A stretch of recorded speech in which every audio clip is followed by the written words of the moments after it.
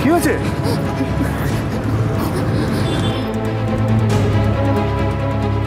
কি পালস অনেক হাই? কি ভাবছো? হ্যাঁ, খারাপ লাগছে। ওকে না কোথাও দেখেছি জানো। কি হলো ওর? আরে বুঝতে পারছি না, ও তো আমার ক্লাসমেট হয়, হঠাৎ করে এরকম কি করে হয়ে গেল বুঝতেই পারছি না। তোমার কষ্ট হচ্ছে কোনো? কিছু বলবে? আরে ও তো সবসময় চুপই থাকে ক্লাসে, কারোর সাথে কোনো কথা বলে না। নিজের ইচ্ছে হলে বলে, নয়তো না। হ্যাঁ, ওরা না ঠিকই বলছে, ও চট করে কারোর সাথে ইন্টারঅ্যাক্ট করে না। তো ওকে না কোথায় একটা দেখেছি, কোথায় দেখেছি কিছুতেই মনে পড়ছে না।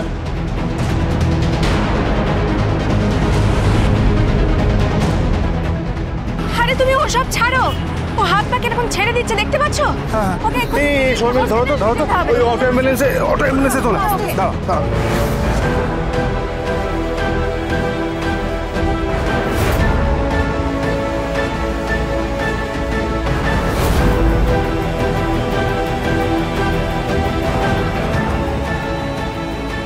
তুমি শোনো, সাবধানে যেও। হ্যাঁ, আর কি হলো আমাকে জানিও। হ্যাঁ, তুমি কোনো চিন্তা করো না, আমি জানিয়ে দিচ্ছি। তুমি সরে যাও।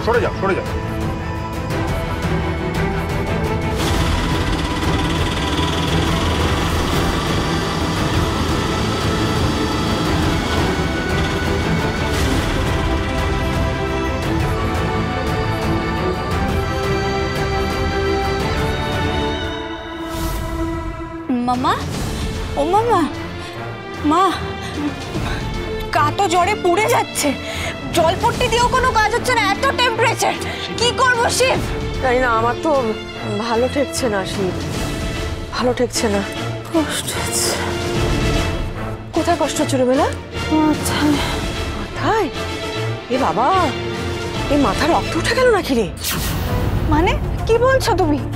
শিব, মামাকে এভাবে বাড়িতে ফেলে রাখতে পারবো না, ইমিডিয়েটলি হসপিটালে নিয়ে যেতে হবে। প্লিজ কল করো, কিছু একটা ব্যবস্থা করো। আমি ফোন করছি, কল করো। আমি একটু মাথাটা টিপে দিই। হ্যাঁ, ধীরে ধীরে। কি হলো, পাচ্ছ না? এঙ্গেজ বলছে। আর কোনো নাম্বার নেই? একটাই নাম্বার নাকি? অন্য কোনো নাম্বারে ট্রাই কর না। আর নাম্বার? এঙ্গেজ। শিব, হ্যাঁ বলো। ওখানে একটা ডায়েরি, ওদিকে ডায়েরি থাকা উচিত, ব্রাউন কালারের। নিয়ে এসো তো দেখি মামা। এটা। হ্যাঁ, দাও। পাপ্পা সব এমার্জেন্সি নাম্বার এখানে লিখে রাখতো।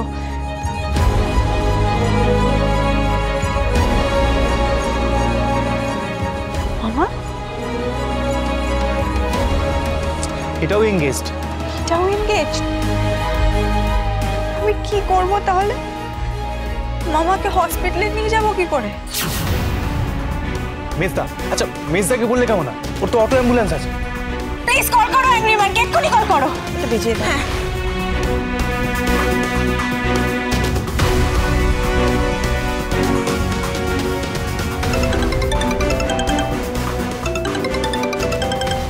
হ্যাঁ শিব বল। হ্যালো মেজদা, তুই কোথায়? তোর অটো অ্যাম্বুলেন্সটা নিয়ে চিয়াদের বাড়িতে তাড়াতাড়ি চলে আয়। হ্যাঁ, না ওর মা সিরিয়াসলি অসুস্থ। এরে আমি তো এখন যেতে পারবো না। পারবি না? শিব। হ্যাঁ মেজদা, তুই পারবি না কেন? আরে এটা একটা সিরিয়াস কন্ডিশন। হ্যালো,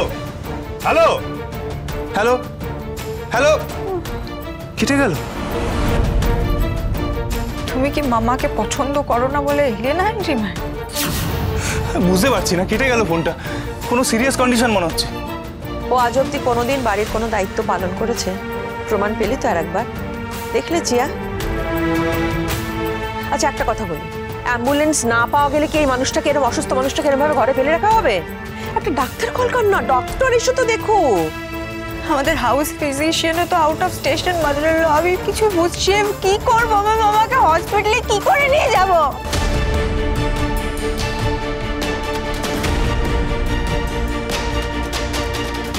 হ্যালো পূজা, এক্ষুনি ডাক্তার নিয়ে যেতে হবে চিয়াদের বাড়িতে, খুব আর্জেন্ট আছে। ডক্টর দত্তকে একবার ফোন করে দেখো, ভেরি আর্জেন্ট। আমি রাখছি। হ্যাঁ, এমন সময় ডাক্তারই বা কাকে পাবো? আমি কিচ্ছু জানি না শিব, তুমি ডক্টর আনো অ্যাট এনি কস্ট। আমি দেখছি তো, দাঁড়াও আমি দেখছি। আসো।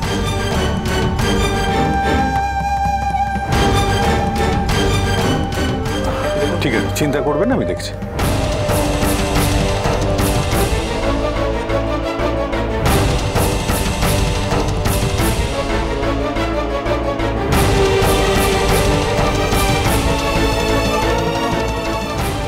কি বুঝলেন ডক্টর? ভয়ের কিছু কারণ নেই, এটা একটা ভাইরাল ফিভার। আমি ইঞ্জেকশন লিখে দিচ্ছি, ওটা দিলেই মোটামুটি জ্বরটা কমে যাবে। আর এই ওষুধগুলো লিখে দিচ্ছি, এগুলো 2 দিন খেলেই ঠিক হয়ে যাবে। আচ্ছা,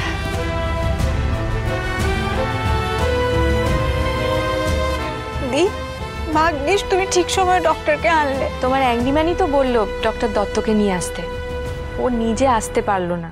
সেই তো, অবশ্য আমি এক্সপেক্ট করেছিলাম অ্যাগ্রিম্যান নিজেই আসবে, বাট নো প্রবলেম, ডক্টর তো এসছে। আসলে ও তো পেশেন্টকে নিয়ে। It's okay the, it's okay. মন মেজাজ ঠিক নেই গো।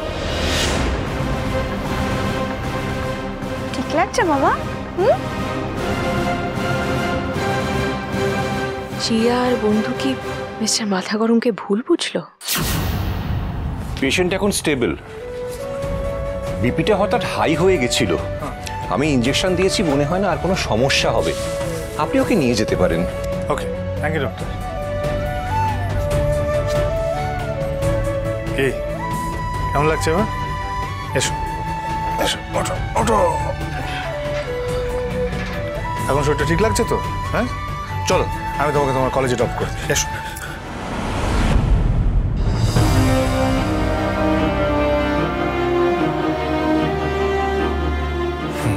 কি হয়েছে, কিছু বলবে?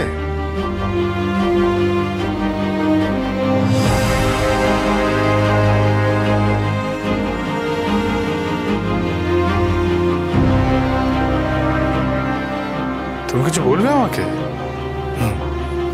চেনো আমাকে?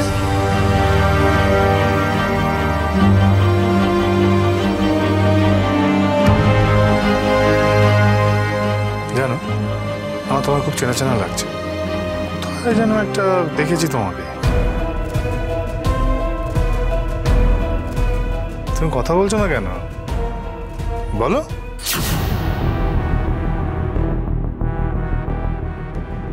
আরে ও তো সবসময় চুপই থাকে ক্লাসে, কারোর সাথে কোনো কথা বলে না।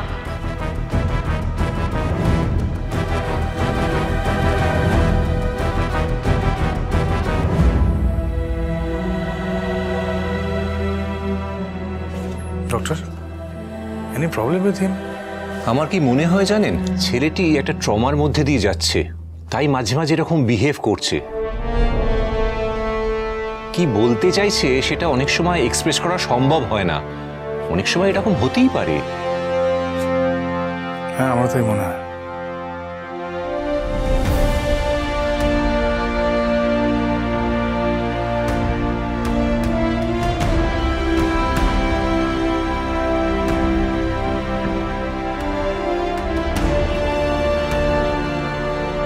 আমি স্পষ্ট বুঝতে পারছি আমার কিছু বলতে চাইছে, কিন্তু আমাকেই কেন? বাবা, আপনি এখানে বিছানা পাতবেন না, আমার কথাটা একটু শুনুন। আপনি বসার ঘরে মাটিতে শোবেন, এটা কখনো হয় বাবা? প্লিজ আমি রিকোয়েস্ট করছি, আপনি ঘরে যান বাবা। আমি বুঝতে পারছি না, এই বয়সে তোমার নিচে শোয়ার কি আছে? তোমার তো একটা ঘর আছে নাকি? হ্যাঁ, তা আছে, আমার ঘর আছে, কিন্তু আমার এক ছেলের তো ঘর নেই। সে যদি মাঠে ঘাটে থাকতে বাধ্য হয়, তাহলে আমি বাবা হয়ে কিভাবে ঘরের ভেতরে শুই? বাবা, মা তো বলেছিল ওদের স্টোর রুমে থাকতে, ওরা তো থাকেনি, ওরা গিয়ে ওই বাইরে থেকেছে। তো আপনি বুঝতে পারছেন না আপনার সিম্প্যাথি পাওয়ার জন্য ওরা এগুলো করছে? আমি সবটাই বুঝতে পারি, তোমাদের উদ্দেশ্যটা কি সেটাও আমি বুঝতে পারি, কিন্তু কিছু করতে পারি না। তাই আমার ব্যবস্থাটা আমাকেও করে নিতে দাও।